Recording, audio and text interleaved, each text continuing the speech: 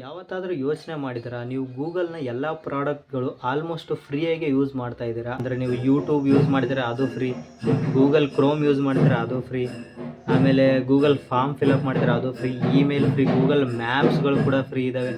ಆದರೂ ಕೂಡ ಗೂಗಲ್ ಅವರು ಹೆಂಗೆ ಸಾವಿರಾರು ಕೋಟಿ ರೂಪಾಯಿನ ದುಡ್ಡು ಮಾಡ್ತಾರೆ ಅನ್ನೋದು ನಿಮ್ಗೆ ಗೊತ್ತಾ? ಬನ್ನಿ ಈ ವಿಡಿಯೋದಲ್ಲಿ ನಿಮಗೆ ಡೀಟೇಲ್ ಆಗಿ ತಿಳಿಸ್ಕೊಡ್ತೀನಿ. ಕೇಳಿದ್ರೆ ನೀವು ಶಾಕ್ ಆಗ್ತೀರಾ. ಗೂಗಲ್‌ನವರಿಗೆ ಆದಾಯ ಬರೋದು ಮೇನ್ ಗೊತ್ತಾ? ಅಡ್ವರ್ಟೈಸ್ಮೆಂಟಿಂದ. ಅಂದರೆ ನೀವು ಗೂಗಲ್ ಕ್ರೋಮನ್ನು ಯೂಸ್ ಮಾಡ್ತಿರ್ಬೇಕಾದ್ರೆ ಅಥವಾ ಗೂಗಲ್ ಯೂಸ್ ಮಾಡ್ತಿರ್ಬೇಕಾದ್ರೆ ನಿಮಗೆ ಅಲ್ಲಲ್ಲಿ ಅಡ್ವರ್ಟೈಸ್ಮೆಂಟ್ಗಳನ್ನ ತೋರಿಸ್ತದೆ ವೆಬ್ಸೈಟ್ಗಳಲ್ಲಿ. ಆ ಅಡ್ವರ್ಟೈಸ್ಮೆಂಟು ನಿಮಗೆ ತೋರಿಸೋದಕ್ಕೆ ಬೇರೆ ಬೇರೆ ಕಂಪನಿಗಳಿಂದ ಗೂಗಲ್ ಅವರು ಚಾರ್ಜ್ ಮಾಡ್ತಾರೆ ಬೇರೆ ಕಂಪ್ನಿಗಳಿಗೆ. ನಿಮಗೆ ಫ್ರೀ, ನಿಮಗೆ ಅಡ್ವರ್ಟೈಸ್ಮೆಂಟ್ ತೋರಿಸೋದು ಮಾತ್ರನೇ, ಬಟ್ ಅದಕ್ಕೆ ಅಂತಲೇ ಅವರು ಬೇರೆ ಕಂಪ್ನಿಗಳಿಂದ ದುಡ್ಡನ್ನು ಇಸ್ಕೊಂಡಿರ್ತಾರೆ. ಸೊ ಇಂತಹ ರೆವಿನ್ಯೂ ಇದಕ್ಕೆ ತುಂಬ ಬರುತ್ತೆ ಗೊತ್ತಾ? ಇನ್ನು ಎರಡನೇದಾಗಿ ಬರೋದು ಯೂಟ್ಯೂಬಲ್ಲಿ ನೀವು ಏನಾದರೂ ವೀಡಿಯೋ ನೋಡಬೇಕಾದ್ರೆ ಅಲ್ಲಲ್ಲಿ ಮಧ್ಯ ನಿಮಗೆ ಅಡ್ವರ್ಟೈಸ್ಮೆಂಟ್ಗಳನ್ನ ತೋರಿಸ್ತಾರೆ. ಸೊ ಇದರಿಂದ ಇವರಿಗೆ ದುಡ್ಡು ಬರುತ್ತೆ. ಇನ್ನು ಯೂಟ್ಯೂಬಿಂದ ಯಾವ್ಯಾವ ಥರ ಬರುತ್ತೆ ಅಂದರೆ ಯೂಟ್ಯೂಬ್ ಪ್ರೀಮಿಯಮ್ ಅಂತ ಇರುತ್ತೆ. ಅಂದರೆ ಆ್ಯಡ್ಸ್ ಫ್ರೀ ಆಗಿ ತೋರಿಸೋದಕ್ಕೆ ಇವರು ದುಡ್ಡನ್ನ ಪೇ ಮಾಡಬೇಕಾಗುತ್ತೆ. ಅಂದರೆ ನಿಮ್ಮ ಕಡೆಯಿಂದ ಆ್ಯಡ್ಸ್ ತೋರಿಸಲ್ಲ ಅಂತ ದುಡ್ಡು ಇಸ್ಕೊತಾರೆ, ಬೇರೆ ಬೇರೆ ಕಂಪನಿಗಳಿಂದ ನಿಮಗೆ ಆ್ಯಡ್ಸ್ ತೋರಿಸೋದಕ್ಕೆ ದುಡ್ಡು ಇಸ್ಕೊತಾರೆ. ಸೊ ಇನ್ನೊಂದಾಗಿ ಜಾಯಿನ್ ಬಟನ್ ಅಂತ ಇರುತ್ತೆ ಯೂಟ್ಯೂಬಲ್ಲಿ. ಅಂದರೆ ನೀವು ನಿಮ್ಗೆ ಇಷ್ಟ ಆಗಿರೋ ಕ್ರಿಯೇಟರ್ಸ್ದು ಜಾಯಿನ್ ಬಟನ್, ಕ್ರಿಯೇಟರ್ಸ್ ಹತ್ರ ದುಡ್ಡು ಕೊಟ್ಬಿಟ್ಟು ಸಬ್ಸ್ಕ್ರಿಪ್ಷನ್ ತೊಗೊತೀರಾ. ಸೊ ಅದರಲ್ಲಿ ಇಂತಿಷ್ಟು ಕಮಿಷನ್ ಅಂತ ಗೂಗಲ್ ಅವ್ರಿಗೂ ಕೂಡ ಹೋಗುತ್ತೆ. ಇನ್ನು ಮೂರನೇದಾಗಿ ಬಂದುಬಿಟ್ಟು ರೀಟಾರ್ಗೆಟಿಂಗ್.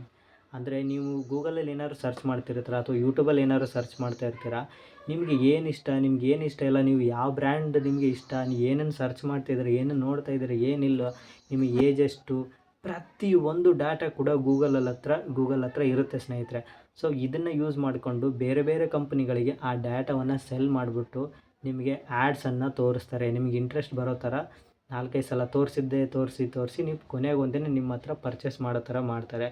ಸೊ ಇಂಥ ಡಾಟಾನ ಸೆಲ್ ಮಾಡಿಬಿಟ್ಟು ಇವರು ದುಡ್ಡು ಮಾಡ್ತಾರೆ. ಇನ್ನು ಮೂರನೇದಾಗಿ ಬಂದುಬಿಟ್ಟು ಗೂಗಲ್ ಕ್ಲೌಡ್ ಸರ್ವಿಸ್ ಅಂತ. ಈಗ ಬೇರೆ ಬೇರೆ ಕಂಪನಿಗಳಿಗೆ ತಮ್ಮ ಒಂದು ಡಾಟಾವನ್ನು ಮ್ಯಾನೇಜ್ ಮಾಡಬೇಕಾಗುತ್ತೆ ಅಥವಾ ಸ್ಟೋರ್ ಮಾಡಬೇಕಾಗುತ್ತೆ. ಅದಕ್ಕೊಂದು ಕ್ಲೌಡ್ ಸರ್ವಿಸ್ ಅಂತ ಬೇಕಾಗುತ್ತೆ. ಅಂಥ ಒಂದು ಸರ್ವಿಸ್ನ ಗೂಗಲ್ ಅವರು ಕೊಡ್ತಾರೆ. ಸೊ ಇದರಿಂದ ಕೂಡ ಇವರಿಗೆ ದುಡ್ಡು ಬರುತ್ತೆ. ಇನ್ನು ನಾಲ್ಕನೇದಾಗಿ ಬಂದುಬಿಟ್ಟು ಪ್ಲೇಸ್ಟೋರಲ್ಲಿ ನೀವು ಯಾವ ಆ್ಯಪ್ ಬೇಕಾದರೂ ಫ್ರೀಯಾಗಿ ಡೌನ್ಲೋಡ್ ಮಾಡ್ಕೊತೀರ. ಬಟ್ ನೀವು ಮಾಡೋ ಪ್ರತಿಯೊಂದು ಡೌನ್ಲೋಡ್ಗೂ ಇಂತಿಷ್ಟು ಕಮಿಷನ್ ಅಂತ ಈ ಆ್ಯಪ್ನವರು ಈ ಗೂಗಲ್ ಅವರಿಗೆ ಒಂದಿಷ್ಟು ಕಮಿಷನ್ ಅಂತ ಕೊಡಬೇಕಾಗುತ್ತೆ. ಸೊ ಇದರಿಂದ ಕೂಡ ಗೂಗಲ್ ಅವರಿಗೆ ಒಂದು ಇನ್ಕಮ್ ಬರುತ್ತೆ. ಸೊ ನೋಡಿದ್ರಲ್ಲ ಸ್ನೇಹಿತರೆ, ಗೂಗಲ್ ಕಂಪ್ನಿ ನಿಮಗೆ ಫ್ರೀಯಾಗಿ ಯೂಸ್ ಮಾಡೋದಕ್ಕೆ ಕೊಟ್ಟು ಅವರು ಹೇಗೆ ದುಡ್ಡು ಮಾಡ್ತಾರೆ ಅಂತ. ಅವರ ಮೇನ್ ಇನ್ಕಮ್ ಬಂದ್ಬಿಟ್ಟೆ ನಮ್ಮ ಡಾಟಾ. ನಮ್ಮಿಂದ ಯಾವುದೇ ದುಡ್ಡು ಚಾರ್ಜ್ ಮಾಡಲ್ಲ, ಬಟ್ ನಮ್ಮ ಡಾಟಾ ತುಂಬಾ ಇಂಪಾರ್ಟೆಂಟು.